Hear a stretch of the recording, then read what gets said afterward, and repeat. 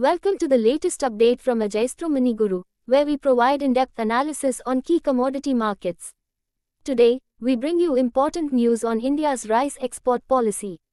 In a major development, India has lifted the export ban on non-basmati white rice, effective immediately. This move will allow rice shipments to resume, but with a crucial condition: a minimum export price, or MEP, of $490 per ton has been imposed. The export ban, originally enforced in July 2023, was aimed at controlling domestic price inflation. However, with food inflation now under control, the Indian government has decided to ease these restrictions. Food inflation in India dropped to 5.35% in August, down significantly from the 9.94% recorded last year. Overall inflation has also hit a 5-year low at 3.65%, providing the economic stability needed for this policy shift.